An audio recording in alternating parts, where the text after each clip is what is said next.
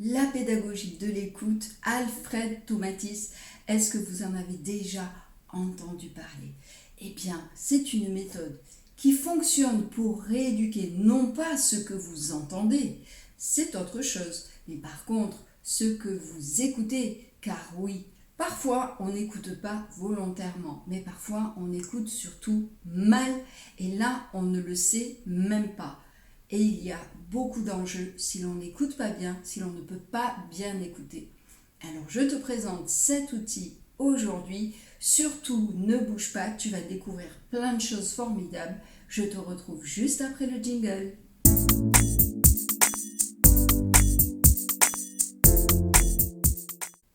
La méthode Tomatis est une méthode de stimulation neurosensorielle basée sur la rééducation de l'écoute. Si je vous dis entendez, eh bien ça va être une fonction passive. Vous n'allez pas focaliser votre attention sur un message sonore en particulier. Par contre, si je vous dis écoutez, alors vous allez fournir un effort et vous allez viser la source émettrice qui vous est indiquée. Pour fournir cet effort, qu'allez-vous faire? Vous servir de vos muscles. Et vos muscles, lesquels? Eh bien ceux qui sont dans l'oreille, dont vous ignorez peut-être l'existence. Ils se trouvent exactement dans votre oreille moyenne et ils sont accrochés sur des petits osselets, le marteau, l'enclume et l'étrier. Ces osselets reçoivent les ondes sonores, puis ils vont les amplifier avant de les transmettre vers l'oreille interne.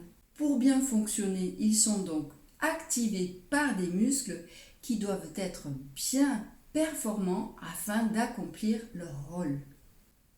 Et nous verrons que ça n'est pas toujours le cas. Allez, mini révision du mode opératoire en express donc. Le son, c'est une onde qui se propage.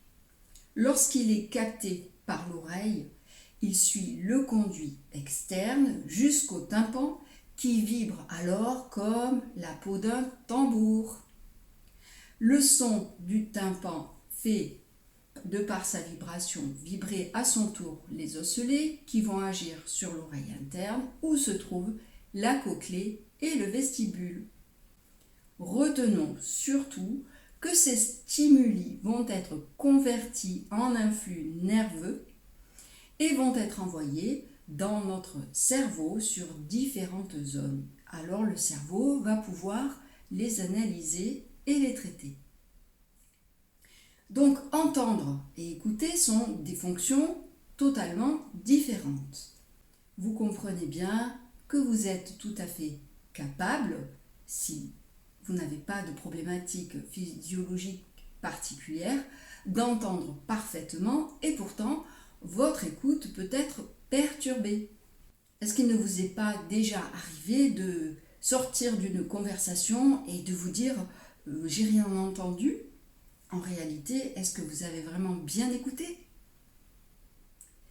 Chaque partie du corps impliquée pour permettre un bon fonctionnement du processus de l'écoute doit donc être opérationnelle. Lorsque ça n'est pas le cas, la rééducation par la méthode Tomatis s'avère bénéfique. Alors, qui peut utiliser cette méthode de rééducation de l'écoute? Elle s'adresse à toute personne, depuis le bébé, l'enfant, le jeune et l'adulte, toute personne qui fait face à des difficultés au niveau de la voix, au niveau de l'écoute, des apprentissages ou de la communication. Tomatis, qu'est-ce que ça veut dire Tomatis? Eh bien, Tomatis était une personne, Alfred Tomatis, médecin français, otorhinolaryngologiste et surtout fils d'un grand chanteur lyrique, Umberto Tomatis. Ce qui n'est pas de moindre importance car c'est en soignant les difficultés rencontrées par ces grands chanteurs lyriques qu'il a constaté que l'appareil auditif était relié à l'appareil vocal. C'est pour cela qu'il a émis la certitude que la voix ne peut émettre que ce que l'oreille entend. Alfred Tomatis soignait donc des chanteurs, mais il était aussi, par ailleurs, médecin et chercheur attitré auprès de personnes travaillant en usine et exposées à de fortes nuisances sonores. Et c'est au cours de ses recherches qu'il a découvert le lien entre les travailleurs et les chanteurs. Le constat était évident. Les travailleurs d'usine présentaient, outre une perte d'audition, des distorsions dans la voix. Quant aux chanteurs d'opéra qui avaient des problèmes avec leur voix, ils étaient sujets à des pertes d'audition. S'appuyant sur cette constatation, il a axé et développé ses recherches, entreprenant des études scientifiques sur ce phénomène dorénavant nommé l'effet Tomatis. Je vous mets un lien qui vous ramène vers un article scientifique publié sur ce sujet. Dans quel domaine peut-on employer la pédagogie de l'écoute Tomatis? Les personnes concernées par la rééducation de l'écoute se trouvent parmi toutes celles qui présentent des difficultés à des niveaux qui peuvent être soit cognitifs, à des niveaux moteurs ou bien encore sur le plan émotionnel. Ainsi, les domaines traités sont vastes sur l'un des plans ou sur l'autre et au niveau cognitif, c'est souvent des soucis d'attention, des difficultés de mémorisation. Par extension, on peut trouver les difficultés dans les apprentissages, par exemple. Ce peut être aussi des personnes qui sont dyslexiques, qui ont des difficultés de communication, de socialisation. En ce qui concerne les troubles moteurs, les difficultés motrices peut être par exemple à cause d'une hyperactivité, problèmes de tonicité, des problèmes de manque d'énergie. Il y a également par ailleurs tout ce qui va appartenir à la sphère du domaine émotionnel, la difficulté de gérer ses émotions. On peut aussi trouver des retards d'apprentissage ou des besoins pour apprendre une langue étrangère, ou bien il s'adresse aussi aux musiciens pour raffiner leur écoute, pour retrouver une certaine justesse. Je vous invite grandement à visiter le site d'Alfred Tomatis, donc tomatis.com. Je vous mets le nom du site dans la description sous la vidéo. Vous y trouverez des articles scientifiques, vous y trouverez des témoignages, les outils qui sont utilisés, comment ça fonctionne et le principe. Et j'en profite pour te dire, si tu trouves le sujet intéressant et que tu n'es pas encore abonné, eh bien je t'invite à le faire et tu peux également cliquer sur le pouce, je t'en remercie, et apporter tes commentaires. Parlons de communication. Lorsque l'on s'exprime verbalement à partir du moment où on est en capacité de le faire, le processus semble totalement anodin. On ne se rend pas compte de l'importance d'avoir cette capacité de communiquer par la parole.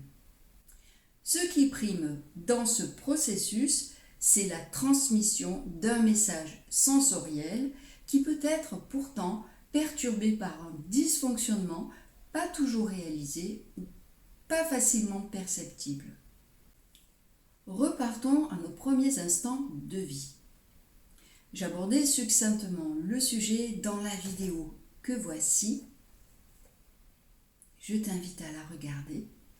L'oreille commence à se former très tôt, à partir de la 4e ou 5e semaine de grossesse, et son développement va s'étendre jusqu'à la 22e semaine. Je vous ai trouvé maman qui attendait un heureux événement, un lien qui vous explique comment l'oreille se forme et comment bien protéger l'audition de votre bébé. Le lien dans la description sous la vidéo. L'oreille est donc un organe sensorimoteur qui joue un rôle fondamental puisqu'elle est la principale porte d'entrée vers notre cerveau. Son fonctionnement, elle perçoit donc les messages sonores environnants, tout comme nos propres messages, ceux que nous émettons. Elle les convertit en stimuli électriques et c'est ensuite que le cerveau les analyse et les traite. Seulement, puisqu'elle est un organe sensoriel et moteur, elle va également être essentielle pour capter nos mouvements. En cela, elle joue un rôle dans des fonctions comme la coordination, l'équilibre, le rythme et tout ce qui y est lié. Rendez-vous compte de l'impact d'une écoute défaillante si elle ne peut fonctionner au maximum de son potentiel, c'est-à-dire que l'audition n'est plus réceptive à toutes les fréquences perçues alors qu'elle est censée l'être. S'il n'y a pas de surdité détectée, ce qui n'est pas l'affaire du praticien Tomatis, mais du médecin ORL. Donc si l'oreille est parasitée par des difficultés d'adaptation, une incapacité par exemple à s'adapter à certains timbres, vous savez quand on est à l'école et que la craie crise sur le tableau, beaucoup de personnes n'aiment pas cela, eh bien il y a des timbres qui nous heurtent et on se ferme sans se rendre compte. Si l'on est parasité par des difficultés de gestion émotionnelle, eh bien tous ces troubles empêchent le bon fonctionnement qui, de fait, va venir brouiller aussi la réception par le cerveau de tous ces messages sonores. Prenez par exemple, vous êtes prêt à intervenir devant un public, mais vous êtes totalement submergé par l'émotion. D'ailleurs, comme les autres fois, c'est dans votre nature. Alors, vous ne parvenez pas à vous concentrer, vous ne parvenez pas à focaliser votre attention, ni même à faire appel à votre mémoire. Eh bien, à ce moment-là, sans vous apercevoir, vous êtes fermé d'une certaine manière au monde extérieur. Oui, vous entendez, mais quelque part, vous êtes focalisé que sur vous et vous n'écoutez plus. C'est un exemple que je vous donne. Et dans cet exemple, on se rend bien compte que le message sonore ne va pas être correctement transmis. Et ce n'est pas tout. Comme je vous le disais au début de la vidéo, Alfred Tomatis avait établi lors de ses recherches le lien entre l'oreille et la phonation, soit entre l'écoute et la communication. Alors à savoir qu'en 1957, il a présenté les fondements de sa méthode à l'Académie des sciences de Paris. Il a établi les lois Tomatis. Elles disent « La voix ne contient que ce que l'oreille entend. Si l'écoute est modifiée, la voix l'est aussi de manière immédiate et inconsciente. Il est possible de transformer la voix de manière permanente grâce à une stimulation sonore maintenue durant un certain temps. » Nous constatons donc que si l'oreille ne fonctionne pas au mieux de son potentiel, cela impactera la phonation, puis l'écoute, et vice-versa. La méthode Tomatis a été élaborée en partant de ces lois afin de restaurer une écoute de qualité, et les recherches qui n'ont cessé depuis d'évoluer et de progresser ont permis la mise au point d'un appareil de stimulation de l'écoute appelé l'oreille électronique. Et le premier appareil ainsi nommé fut présenté à l'exposition universelle en 1958 et obtint la médaille d'or de la recherche scientifique. Cet appareil s'appelle maintenant un Tox-Up. Nous avons compris que notre système auditif doit avoir la capacité de s'adapter à l'environnement sonore et surtout de détecter les changements et de prédire l'information à venir. Si vous êtes prêt à traverser la rue sans regarder, vous pouvez détecter par le son qu'un danger peut arriver. C'est sur ce principe donc du fonctionnement du système auditif naturel qu'est calqué le fonctionnement du Tox-up et de la méthode Tomatis. Le Tox-up fonctionne grâce à ce que l'on appelle la bascule électronique, qui s'appuie sur des contrastes perceptifs pour lesquels le cerveau va toujours tenter de décrypter le mode de fonctionnement, mais l'appareil est plus malin que lui et le cerveau ne va pas y arriver. De fait, il va toujours être en vigilance et on va pouvoir faire travailler les muscles de notre oreille. De cette manière, l'écoute va être stimulée et l'appareil va restituer des fréquences, réapprendre à l'oreille à écouter les fréquences pour lesquelles elle ne porte plus d'attention.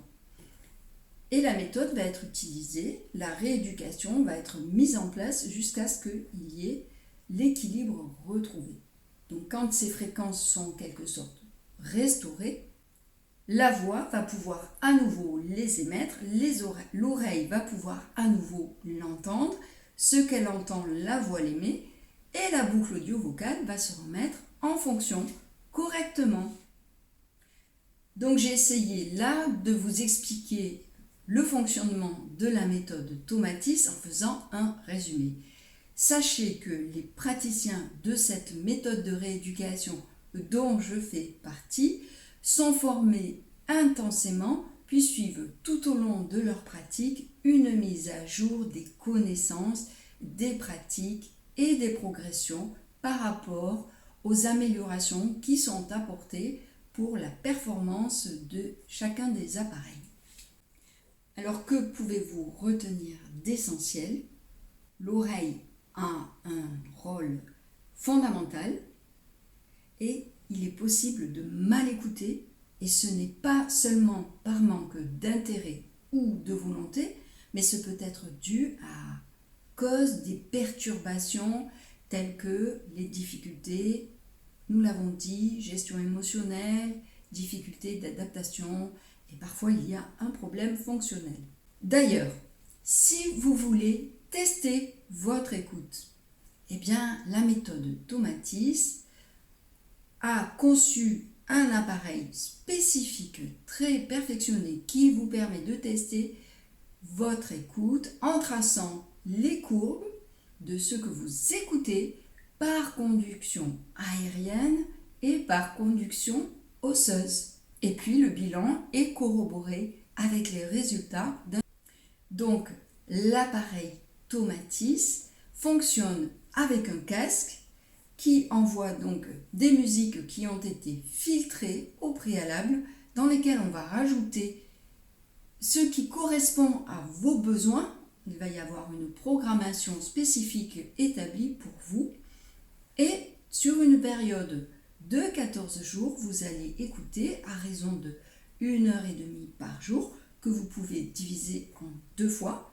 Vous allez écouter donc des musiques, donc il y a les musiques classiques et vous avez aussi du grégorien, et ces musiques sont diffusées donc par voie aérienne, donc par les écouteurs de votre casque, et par voie osseuse, donc par le vibreur qui se trouve au-dessus du crâne.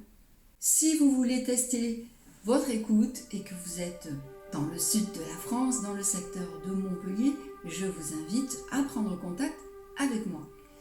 Alors, à la mode de soi, vous le savez, vous propose de vous accorder l'importance que vous méritez. Chacun de nous mérite de prendre soin de lui. Être à l'écoute du monde extérieur, c'est aussi être à l'écoute de soi. Et déjà, sur le plan physique, c'est bien que ça fonctionne correctement. J'espère que vous avez apprécié cette vidéo, que vous en savez un peu plus sur la méthode Tomatis. N'hésitez pas à revoir la vidéo. Je vous retrouve la semaine prochaine pour une nouvelle vidéo. Alors je précise, Nous sommes en plein été. Il peut y avoir des petits changements. Je ne suis pas à l'heure programmée pour mes vidéos. Je vous prie de m'en excuser. Dès septembre, tout sera de nouveau dans l'ordre. Quoi qu'il en soit, prenons soin de nous, prenez soin de vous et je vous dis à très bientôt.